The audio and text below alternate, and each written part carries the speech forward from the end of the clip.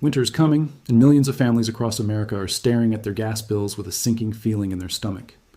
Because this year, it's not just expensive. For some people, in some places, gas simply isn't available.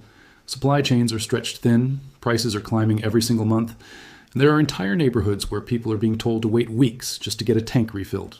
So what do you do when the temperature drops below freezing and the one thing you were counting on to keep your family warm just isn't there anymore?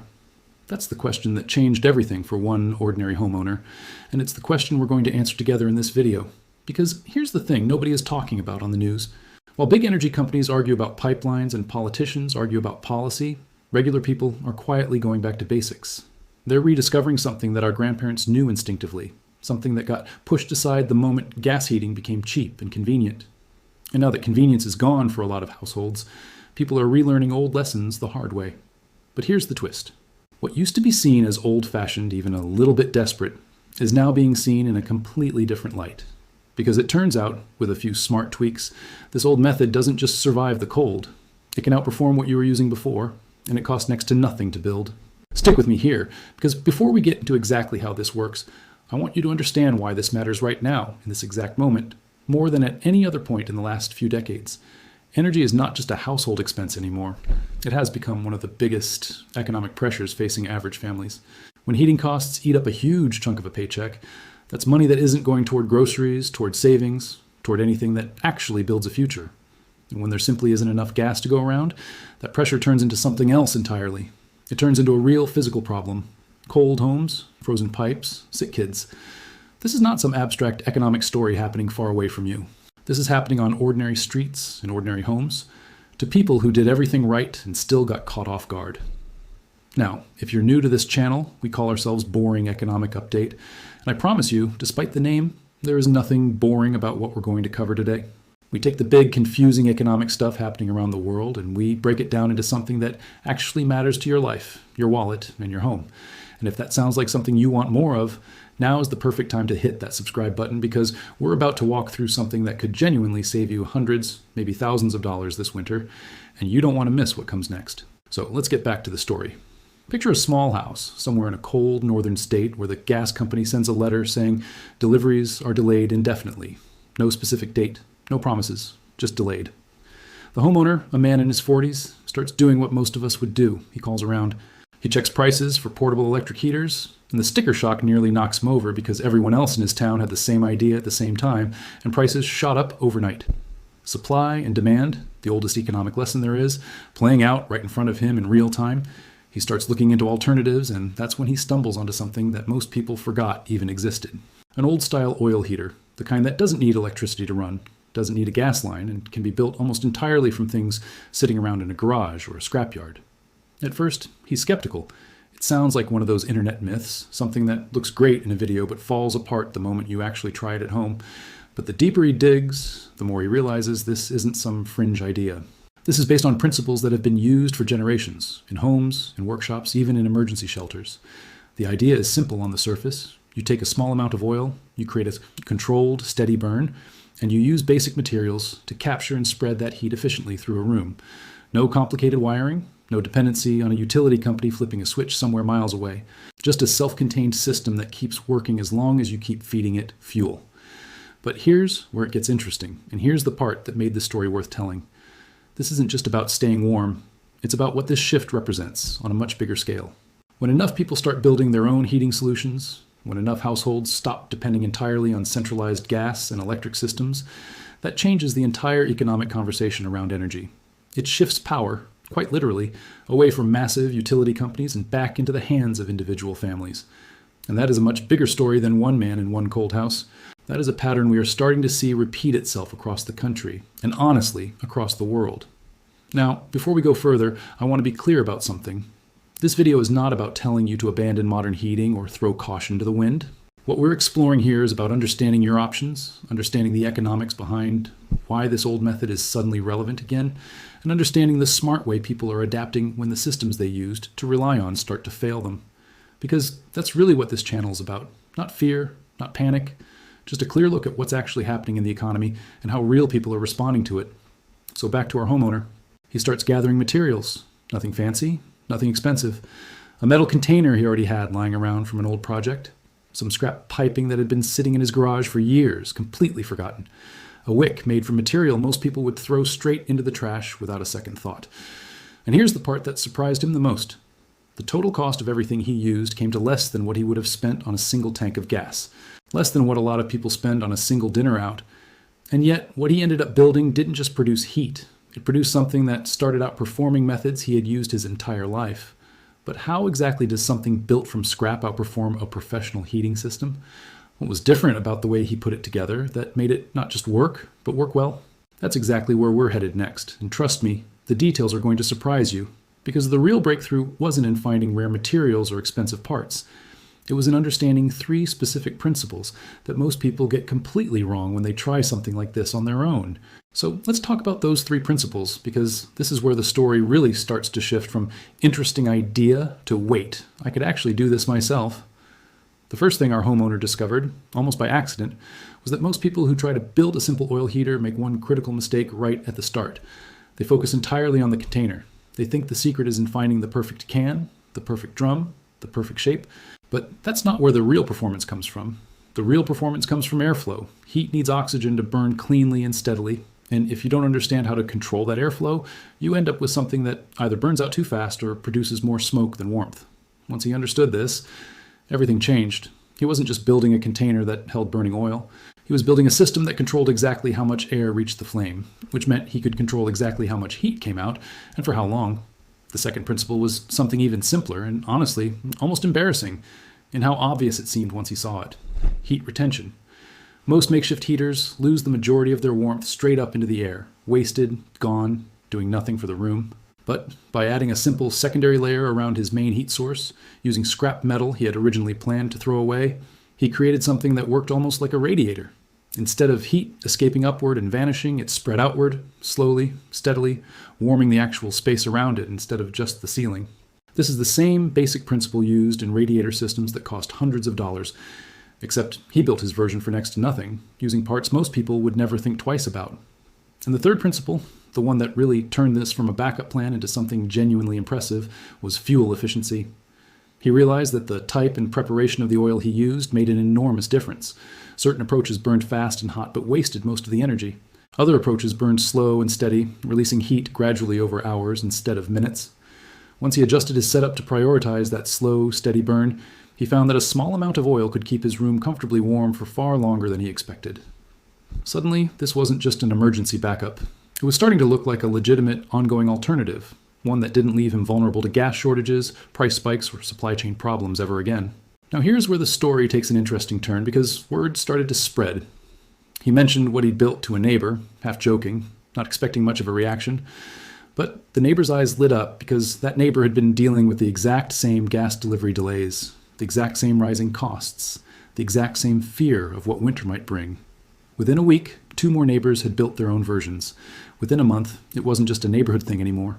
It had turned into something people were talking about at the local hardware store, in line at the grocery store, and the kinds of everyday conversations that reveal what's really going on in a community long before it ever makes the news.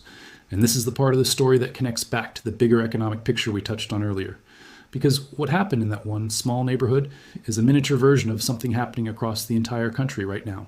When traditional systems become unreliable, when the things people counted on suddenly can't be counted on anymore, human beings adapt. They always have. That's not some abstract economic theory. That's just how people survive hard seasons, whether it's a cold winter or a shaky economy. And every single time enough people adapt in the same direction, it creates ripple effects that reach far beyond their own homes. Think about it this way. If thousands of households across cold regions start reducing their dependence on gas heating, even partially, that changes demand patterns. It changes how much leverage utility companies actually have over pricing. It changes the conversation policymakers have to have, because suddenly they're not just dealing with an energy shortage. They're dealing with a population that found its own way around the problem. That's not a small thing. That's the kind of shift that reshapes markets over time, and it starts exactly the way our story started, with one person in one house refusing to just accept that there was nothing they could do. What's fascinating is how this connects to something economists have pointed to again and again throughout history. Whenever a resource becomes scarce or unreliable, innovation doesn't come from the top down. It comes from the ground up, from ordinary people solving ordinary problems with whatever they have available. The oil heater story isn't really about oil or heaters or even about winter. It's about resilience, about the fact that when official systems fail to deliver, people find their own solutions. And those solutions often turn out to be smarter, cheaper, and more efficient than anyone expected. Back to our homeowner, though, because his story didn't stop with just building one heater for himself. As more neighbors got involved, as more people started asking questions, he started refining his design even further. He experimented with different container shapes to see which retained heat the longest. He tested different wick materials to see which produced the steadiest burn.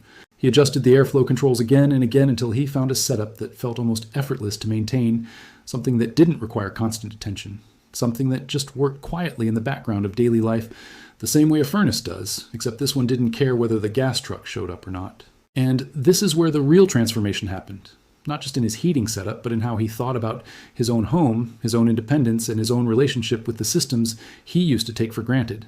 Because once you build something like this with your own hands, once you prove to yourself that you don't have to be completely dependent on outside systems to stay warm, safe, and comfortable, something shifts.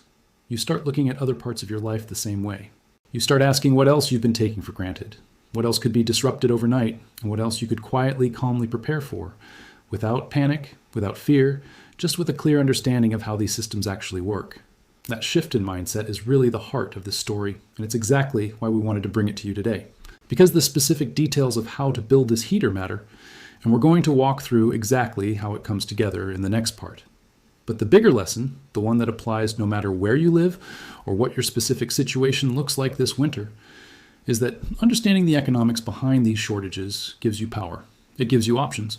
And in the next section, we're going to bring this entire story together, show you exactly how this simple 3-in-1 heater design works step by step, and explain why this moment in time makes it more relevant than ever before.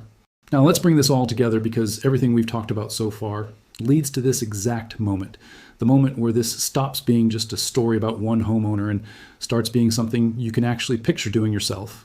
Remember, this heater works around 3 core ideas: controlled airflow, so the burn stays steady instead of wild or wasteful; heat retention, using a simple secondary layer so warmth spreads into the room instead of escaping straight up and disappearing; and fuel efficiency, choosing a slow, steady burn so a small amount of oil lasts far longer than anyone would expect. Put those 3 principles together, using materials most people already have, sitting in a garage, a shed, or a scrapyard, and you get something that doesn't just keep a room warm in an emergency. You get something that can genuinely replace part of your dependence on a system that this year has proven it isn't always reliable. And that's really the 3-in-1 part of this story. It's a heater when you need direct warmth in a single room. It's a backup system when the main gas supply gets delayed or prices spike overnight. And it's a piece of independence, a small but real reminder that you're not completely at the mercy of decisions made by companies and systems far outside your control. That third part might sound abstract, but ask anyone who's lived through a winter with an unreliable gas supply and they'll tell you it's the part that matters most. It's not just about temperature, it's about peace of mind. It's about knowing that if the worst happens, if the truck doesn't show up, if the prices jump again, you're not left sitting in the cold, waiting, hoping someone else fixes the problem for you. Think back to where this story started. One man staring at a delayed delivery notice, watching heater prices spike around him because everyone else had the same panic at the same time. That's the position a lot of people find themselves in right now, and it's easy to feel powerless in that moment. But what his story shows us is that powerlessness isn't the only option. There's a version of this winter where you're not just reacting to shortages and price spikes. There's a version where you understand the problem well enough to build your own way around it, using nothing more than a bit of knowledge and materials you probably already own. And here's something worth sitting with for a second. This isn't really a story about heaters at all, not at its core. It's a story about how ordinary economic pressure, the kind you feel in your bills, in your grocery costs, in your energy prices, eventually pushes people toward creativity and self-reliance. Every single time in history when a resource has become scarce or unreliable, people have found a way to adapt. Not because it was easy, but because the alternative, sitting still and hoping things fix themselves, was never really an option for people who had families depending on them. That's the pattern we keep seeing play out in economies, in neighborhoods, and individual homes over and over again. So what does this mean for you, watching this right now, wherever you are?